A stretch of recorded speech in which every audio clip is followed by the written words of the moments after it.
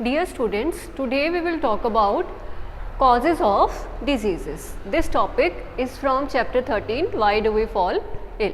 We will try to answer this question, what causes disease? Behind a disease there is a cause, and most probably there can be more than one causes, and there are levels of these causes. We will try to understand these levels and how there can be more than one cause behind any disease. We will start with the example, that is, let's suppose any child is suffering from loose motions.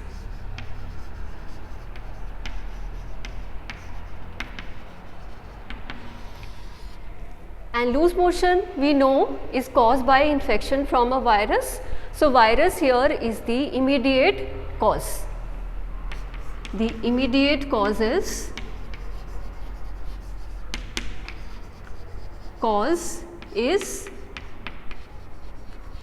virus. In this case, if we talk about loose motion, if we take any other example, then the immediate cause will be something different. Here this is called the first level of cause. The immediate cause will form the first level.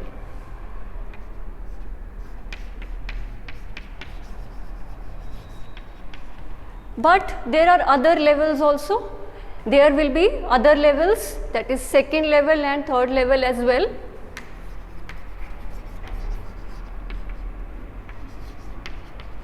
The causes that fall on the second and third level, they are not called immediate causes, they are called contributory causes. Contributory cause. So, if we talk about loose motions that are caused by virus, and we ask a question from where the virus came into the body of the person who is suffering from loose motion, then there can be answer that the water may have entered through the unclean drinking water. So, unclean drinking water can be the reason behind the entry of virus in the body. But if we think about it further, then we will come to know that all these children in that locality, they are drinking the same water and they are also consuming the virus along with the water. So, why they are not falling sick and why only few children they are falling sick? The answer lies in the strength of the immune system. So, that means children who are suffering from loose motions, they have weak immune system, and we know that immunity is related to the nutrition. If the person is not consuming, the children they are not taking balanced diet, they are not consuming good nutrition, then their immune system will be weak and virus can easily enter in their body and cause disease. So, here the second level, which is a contributory cause, the second level will be lack of good nutrition.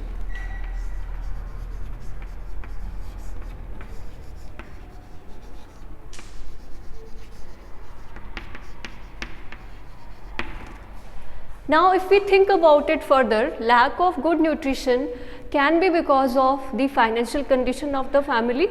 Maybe though they cannot afford a balanced diet. So, that will form the third level of causes.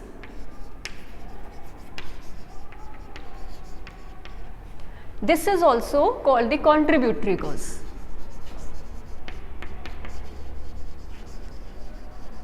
So, poverty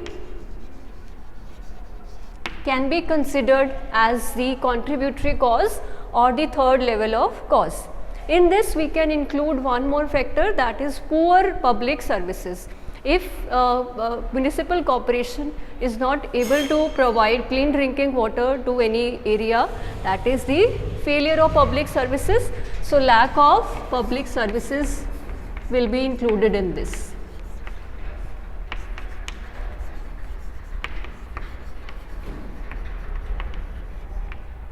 So, here what we have seen that there is not just one cause, there are other causes also that are behind any particular disease. Here we have taken the example of loose motions. So, that's how we discuss the levels of causes. Thank you.